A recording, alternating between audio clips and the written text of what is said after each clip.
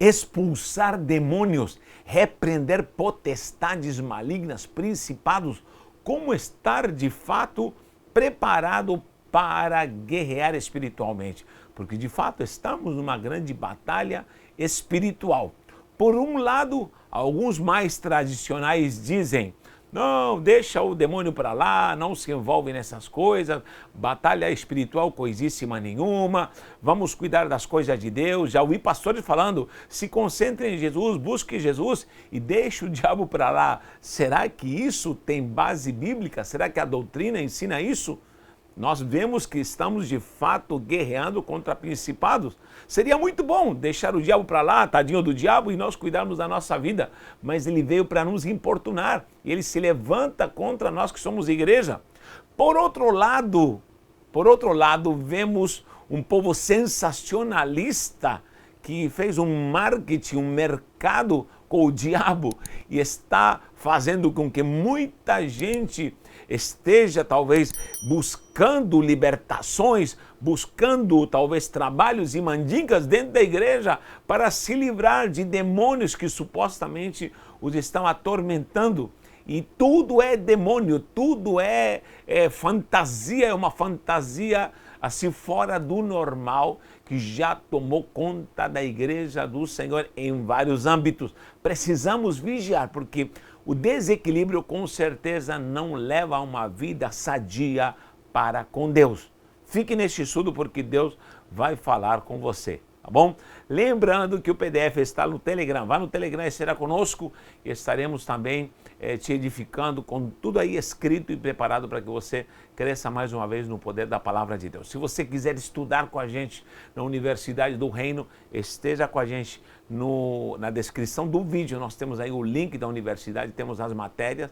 Inclusive agora em março teremos promoções e com certeza Deus vai te edificar. Muito bem, vamos lá. Expulsar demônios faz parte do contexto da vida de um cristão. Isso faz parte da realidade de alguém que professa Cristo Jesus. Nós vimos nos estudos passados sobre a questão do reino de Deus, de um dos sinais, entre tantos sinais, é que expulsar demônios, repreender o poder do reino, implantar o reino e repreender o domínio de Satanás é realmente uma prova de que o reino está se expandindo e de que Cristo, o Rei Jesus, está conosco. Queira você acreditar ou não, existe um reino das trevas e existe um reino de luz. Esse é o reino de Yeshua HaMashiach. E nós somos portadores dessa luz, desse reino sobrenatural. E o reino das trevas sempre vai se opor, vai estar trabalhando contra nós. Por quê? Porque nós somos a igreja de Cristo, somos a noiva do Cordeiro, nós somos os que declaramos, proferimos e propagamos a glória dessa palavra gloriosa do reino. Então nós precisamos estar alerta. Repito, seria muito bom deixar o diabo para lá, como muitos líderes já me falaram. Deixa o diabo para lá, que nós vamos cuidar das coisas de Deus. Seria muito bom que os dois reinos não se encontrassem, cada um no seu canto e acabou. Mas não, estamos numa guerra espiritual. Não estou falando de uma guerra sensacionalista, daquela famosa batalha espiritual que inventa metodologicamente processos para poder combater a Satanás. Não, nós temos a sã doutrina. É por isso que eu amo a palavra de Deus. A palavra é tudo. Quem tem a palavra vai estar equilibrado, vai estar fazendo com que a sua vida será frutífera. Perante tantas falhas que temos, tantos erros que temos, a palavra sempre vai nos guiar a toda a verdade e toda a justiça, tá bom? Olha só, temos em primeiro lugar a necessidade de expulsarmos demônios, de fato estarmos nessa consciência como igreja para poder repreender a Satanás. Tá bom? Eu não vou entrar no tema de como o diabo trabalha, de como ele, qual é a natureza dele, de onde ele veio, não vou entrar nesse quesito, mas vamos falar aqui especificamente do fato do crente de poder ou não poder exercer essa autoridade sobre demônios. Primeiro, é uma comissão. Por quê? Porque nós temos uma comissão, e essa comissão não foi dada por ninguém a não ser o próprio Jesus Cristo. Queira você entender ou não, há uma comissão santa para a igreja. Já falamos que a igreja tem que sair, tem que pregar. Entre esses aí, Deus, pela autoridade gloriosa ali, pelo nome do seu Filho, está trabalhando, porque o Pai enviou o Filho e esse Filho foi comissionado aqui à Terra. Quando o Filho volta, nos dá esse poder e Deus está conosco através do nome do seu Filho. Em nome de Jesus, nós temos autoridade e poder para repreender todo o mal. Então, essa comissão já inicia-se com seus discípulos. Em Mateus 10:1, Mateus 10:1 em diante, você vai ver uma comissão dos seus 12 discípulos que são comissionados para ir e pregar o evangelho, tá bom? Às vezes eu estou errando aqui, às vezes estou lendo aqui, estou falando, mas nessa tensão gloriosa de poder pregar a palavra com essa autoridade, às vezes me fogem os números. E com certeza isso prova que eu sou falho e preciso da graça e da misericórdia. Mas graças a Deus tem gente sempre me alertando, anotou um número errado. Mas eu creio que você entende que às vezes erramos aqui na numeração aqui dos versos. Mas olha só, o interessante é a essência da palavra.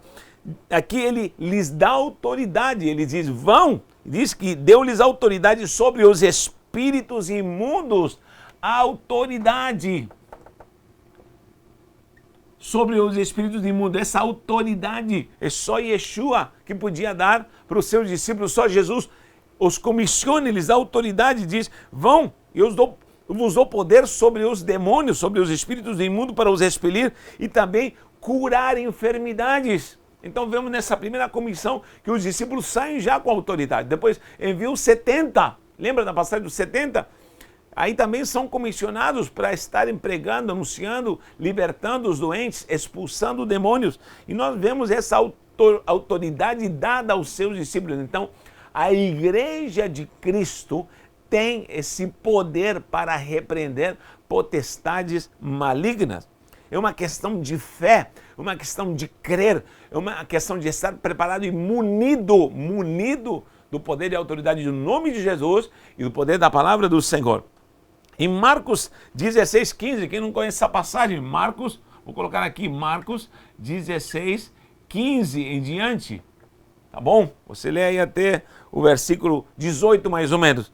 Diz, ide por todo o mundo e pregai o evangelho a toda criatura. Quem crer será salvo, quem não crer já está condenado. E diz também, estes sinais seguirão aos que creem. Olha os sinais. Diz que vão expulsar demônios, vão, com o nome de Jesus, expulsar demônios, falarão em novas línguas, vão beber coisas mortíferas e não lhes fará dano algum, vão pegar em serpentes, vão curar enfermos, vão operar maravilhas. Esse é o sinal glorioso que acompanha aqueles que creem. Esses sinais seguirão aos que creem. Então, sinais. E esses sinais acompanham até o dia de hoje a igreja. Marcos 16:15 em diante, até o 18. Então, essa comissão de Marcos é agora quando Jesus já envia de vez a igreja para que de fato saia e pregue o evangelho a toda criatura. Essa é a minha missão, essa é a sua missão como um mandato de Jesus. Ou seja, se eu sou igreja, tenho que atender essa comissão e de pregar o evangelho e os sinais vão te acompanhar. Você vai expulsar demônios, vai curar doentes, vão te dar coisa venenosa para te matar e você vai sobreviver. Você vai estar revestido desse poder e autoridade. Então a igreja tem que se munir de poder para expulsar demônios. Em segundo lugar, o crente deve estar conscientizado. 2, vou colocar aqui, batalha espiritual.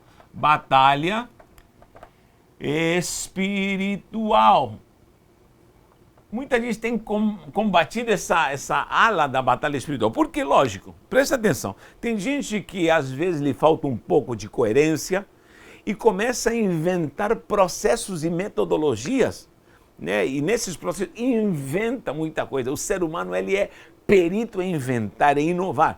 E o povão em si, que somos nós, o povo em si gosta de processos, gosta de metodologia, gosta de fórmulas secretas, meu Deus. Então o problema é que há uma ala da batalha espiritual, dessa chamada batalha espiritual, que inventou muita mirabolança para poder implantar a verdadeira batalha espiritual. Agora, querido, nós não trabalhamos com uma batalha espiritual mística, metodológica, processual, que deve ser feita de uma forma assim, radical. Não. a batalha espiritual nossa é constante. Para começar, primeiro, o diabo está aí e nós estamos com Deus. O opositor de Deus é o próprio Satanás e vai haver guerra. E haverá guerra. E o que ignora isso, com certeza sofrerá consequências. E nós precisamos ter isso. Então, o problema é que muita gente diz, não, esse negócio de batalha espiritual, esse negócio de batalha espiritual não existe. Como que não existe? Paulo diz em Efésios capítulo 6, claramente, que nós temos uma armadura completa da cabeça aos pés. Inclusive tem um estudo aí no canal sobre essa armadura, como devemos estar preparados. Então é uma alegoria de um soldado guerreando, capacete da salvação, couraça da justiça, cinto da verdade, escudo da fé, espada do Espírito e calçado do Evangelho. Meu Deus, se eu tenho essa armadura espiritualmente, numa alegoria espiritual está sendo apresentada essa figura de um soldado guerreiro, então para que serve essa armadura completa? Se eu não acredito que há uma batalha espiritual, meu Deus, eu quero que você comente lá nos comentários se você sabe, entende que há uma batalha espiritual, se você tem enfrentado batalhas, guerras espirituais, se você às vezes tem enfrentado demônios, se você tem enfrentado, às vezes, potestades que estão trabalhando contra a sua vida, a sua família espiritualmente, em tantas áreas que se levanta essa batalha espiritual. Então, nós precisamos estar alertas. Efésios 6:12, vou colocar aqui, Efésios 6:12. Você vai ver no capítulo 6, vários versículos aí, onde está a estrutura da armadura de Deus. Efésios 6, você vai ver toda a estrutura da armadura de Deus. Então, precisamos ter essa armadura completa para guerrear, estar em postura para guerrear o inimigo.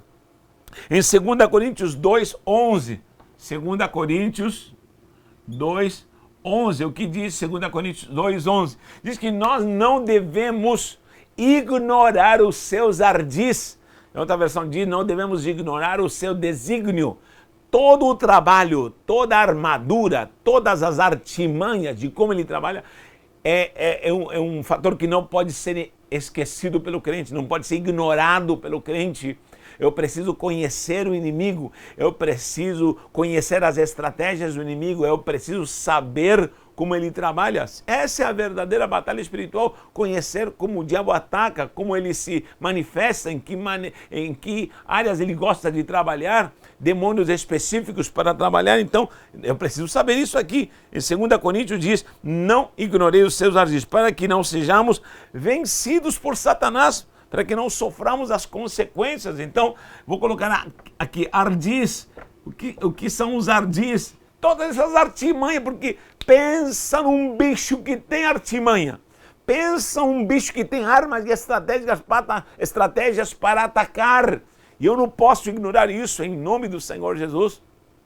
1 Pedro, o apóstolo Pedro diz claramente de que ele anda como leão.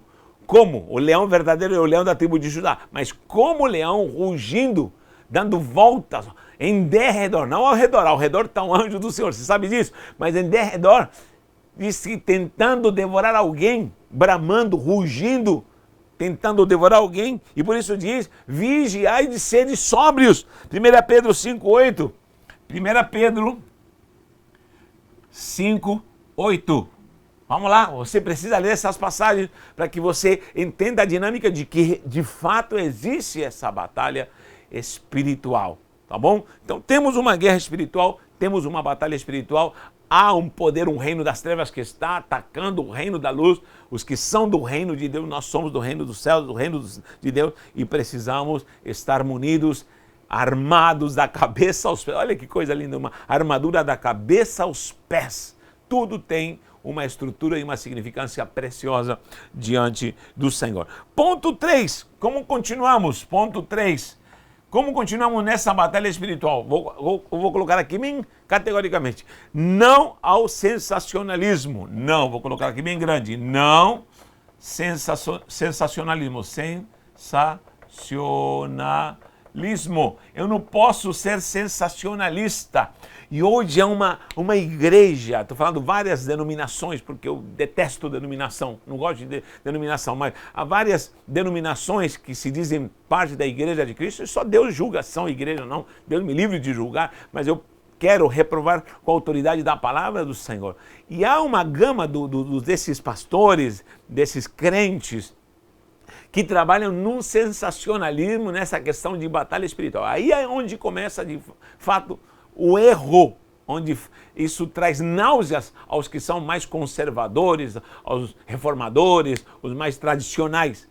Porque, de fato, há muitas aberrações. Por um lado, ficam lá um bando de coruja seca que não quer saber de batalha espiritual e só diz, não, se liga só em Jesus e esquece o restante. Não, isso não pode acontecer. Por outro lado, tem os malucos, os doidos, que andam fazendo um monte de mirabolança, fazendo um monte de mandingas, crentes gospel, para se libertar de demônios. Os pastores são vistos como gurus que vão lá para fazer passes de mágica, parece que de mágica, em nome de Jesus, para libertar as pessoas. Cuidado, gente, não podemos banalizar a nossa fé, não podemos banalizar a essência sobrenatural do que é o verdadeiro evangelho.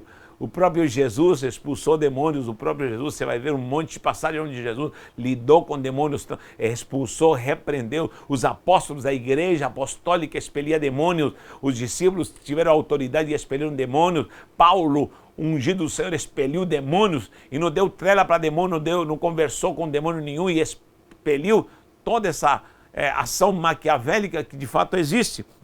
Então, aonde está o problema? O sensacionalismo, a alma do homem, a psique, a estrutura emocional do homem, ela é desequilibrada e ela gosta de coisas que apimentem tudo para que venha essa ação sensacionalista, onde se cativam pessoas e as pessoas ficam engodadas nesse suposto evangelho que não é evangelho coisíssima nenhuma às vezes. Olha só, primeiro, eu tenho que tirar a ideia de marketing. Quando entro no sensacionalismo, eu entro na ideia de marketing. E é fácil fazer marketing. Marketing da minha denominação. Você vai ver um pastor marqueteiro, é fácil ver.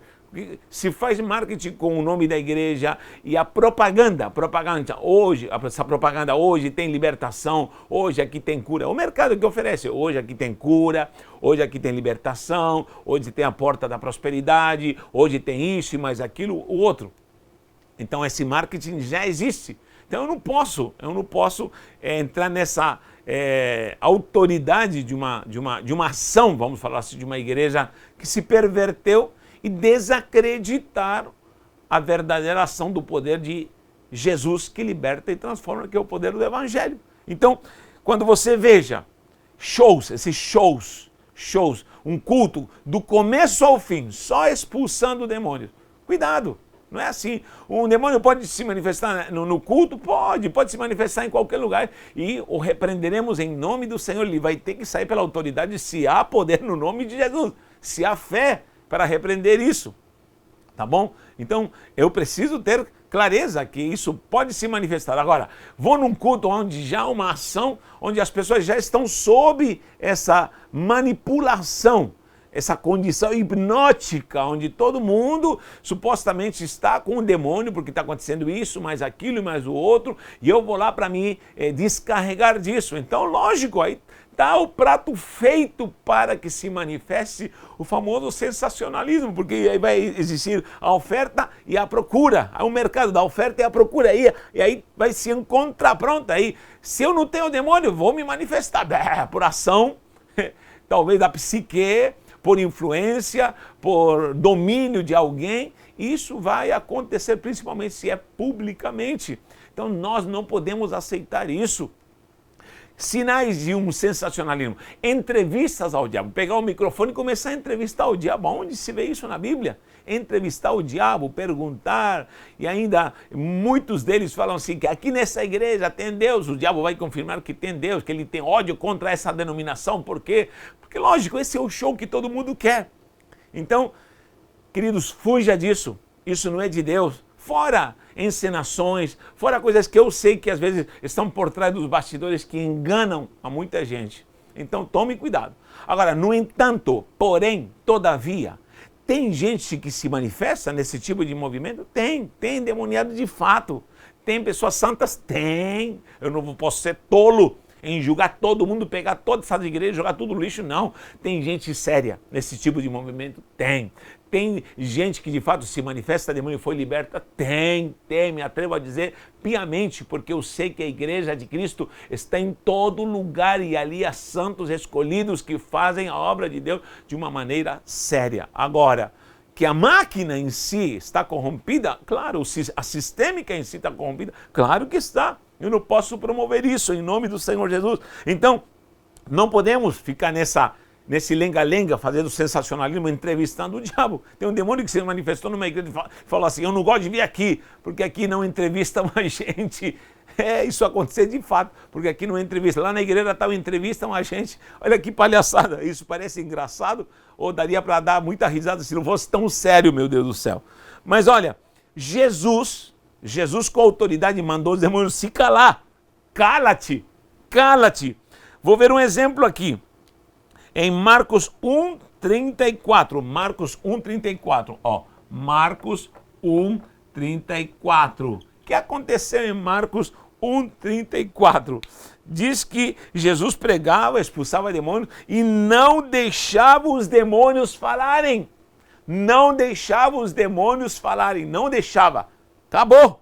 Acabou o show. Marcos 1:25. Vou colocar aqui. Marcos, meu Deus. Marcos 1:25. Marcos 1:25 também. Se manifestou onde? No meio da sinagoga se manifestou. Um jovem lá, possesso. E começou a gritar, Jesus, viesse nos atormentar. E o próprio Jesus falou assim, cala-te, fica calado e sai dele. No meio da sinagoga, no meio da igreja, às vezes tem gente endemoniada, mas tem, claro que tem. Eu já vi isso, já passei por momentos onde houve de fato manifestação. E o negócio é cala-te, sai agora em nome do Senhor Jesus. Agora ficar entrevistando, dando guloseima pro demônio, fazer o showzinho, isso não pode existir. Aí tem gente que me fala assim, mas Natanael, Jesus em Gadara, ali em Decápolis, falou e perguntou o nome para os demônios. Qual é o teu nome? Ele falou Legião. Esse é um exemplo só. Você vai ver em todos os exemplos, quando Jesus lida com o demônio, ele diz, cala-te, cala-te. Lembra quando aquela menina possessa por um demônio de adivinhação, exaltava Paulo e falava, eis aí os que pregam o evangelho e tal. E Paulo falou, cala-te, fica muda, acabou, não gostou. E estava fazendo propaganda dele. Mas Paulo a expulsou esse demônio porque estava desagradando a Paulo. E vivia todos os dias fazendo isso, esse demônio. Então, acabou, cala-te, acabou e terminou. Repito, muita gente me fala, e Jesus não perguntou, é um caso, agora presta atenção, eu não posso, presta atenção no que eu vou lhe falar. Por um caso, um caso isolado, eu não posso criar uma doutrina, não posso criar uma performance doutrinária por um caso. Porque Jesus perguntou o nome para o demônio e nem respondeu o nome, falou legião, porque eram muitos. Não é por esse caso que eu vou criar um padrão. Olha o exemplo que eu vou dar. Teve dois casos, na verdade, que Jesus usou saliva.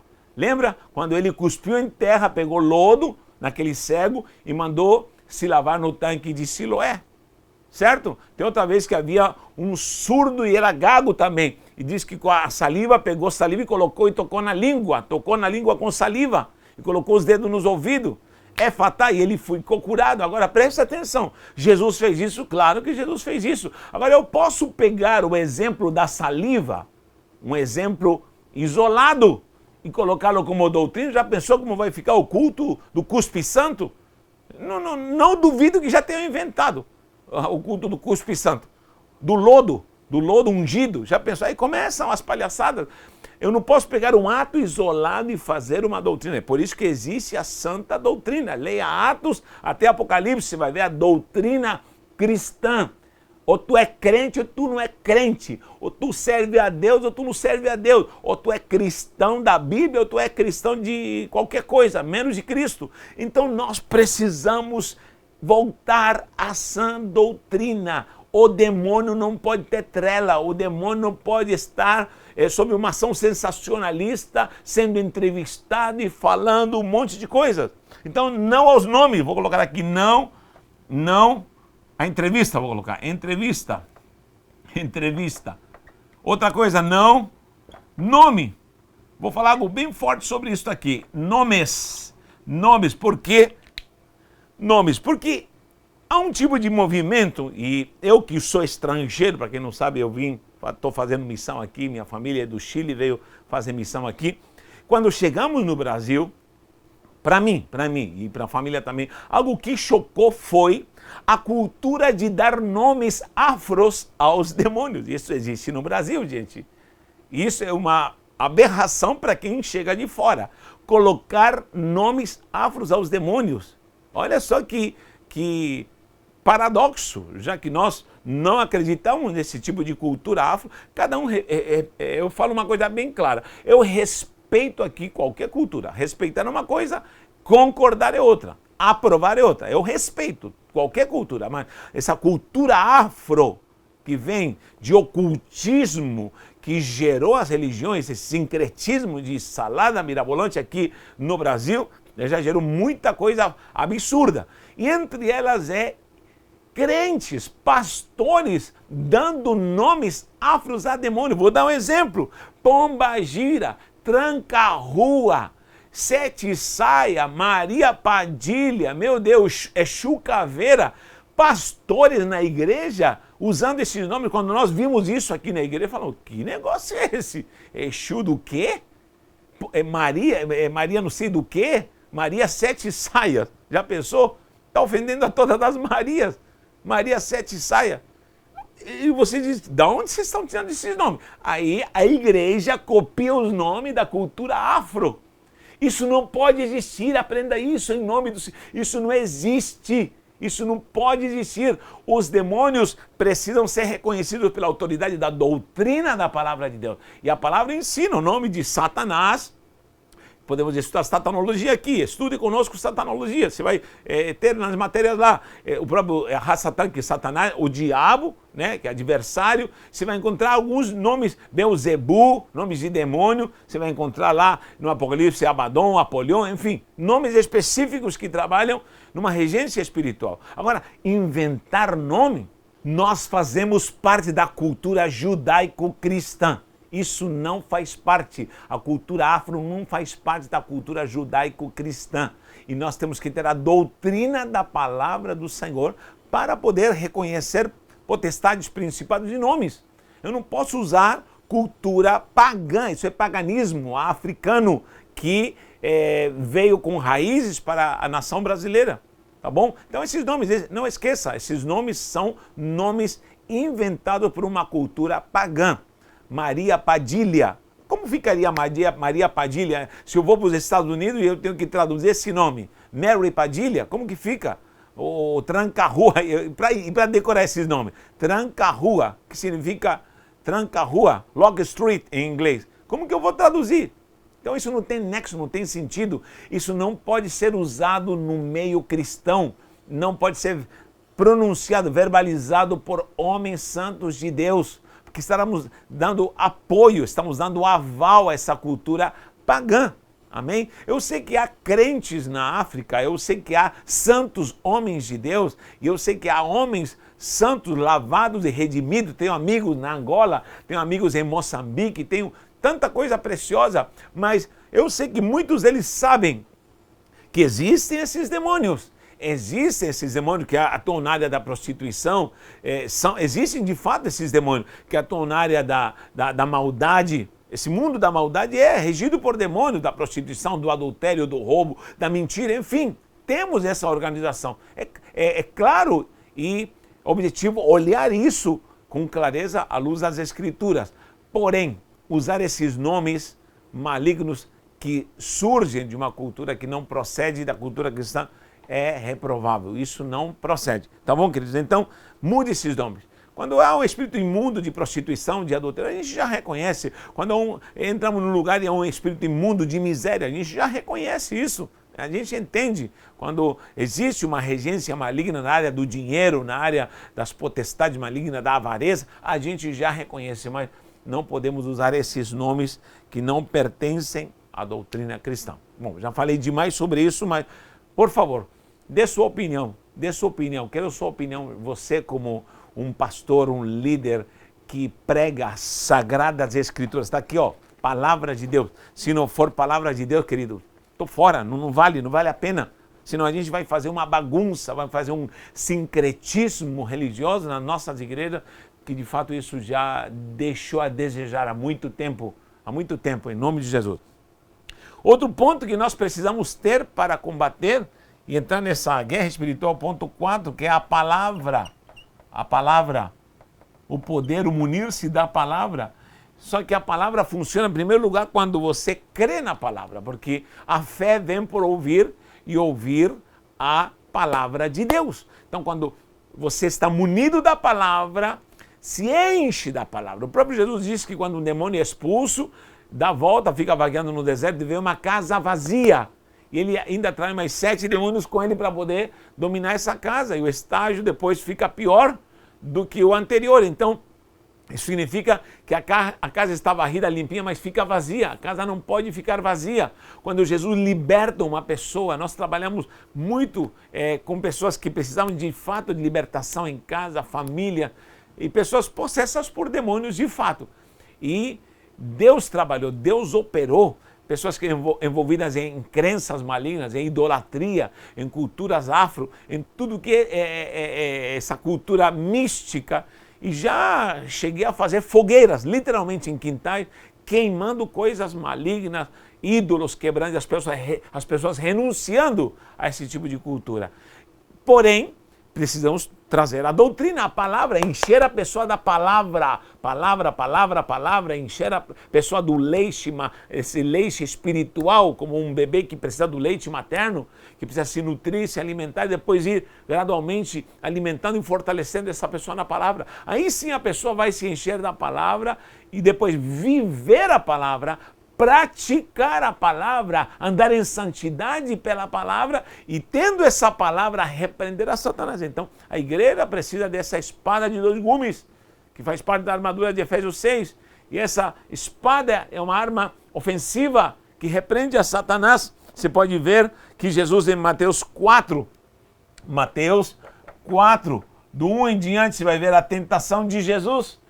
As 3 investidas de Satanás, as 3 investidas foram contra-atacadas por Jesus. Está escrito e está escrito 3 vezes. O venceu pela palavra e o repreendeu pela palavra e Satanás teve que sair fora, porque a autoridade da palavra estava, a própria palavra era o Cristo Jesus, era a palavra encarnada, aleluia. Eu louvo a Deus porque essa palavra hoje está em nós e nós temos essa autoridade com o poder da palavra para repreender. Então, citar versículos com fé, vivendo o que você prega, principalmente, vivendo o que você declara, vivenciando em santidade essa palavra, você tem autoridade para citá-la e repreender a Satanás. Aquele que habita no esconderijo do Altíssimo, à sombra do Onipotente, descansará. Pronto? Eu estou citando a palavra por fé e eu vivo, eu habito no esconderijo, ele tem sido minha proteção, acabou.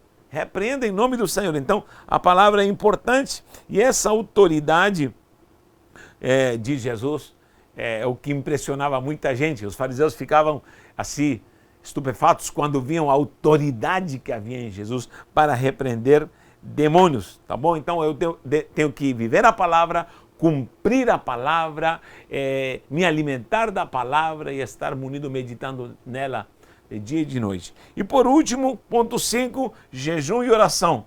Jejum e oração. Por que Jesus falou sobre jejum e oração? Primeiro, repreendeu os discípulos porque não conseguiram expulsar o demônio daquele mancebo.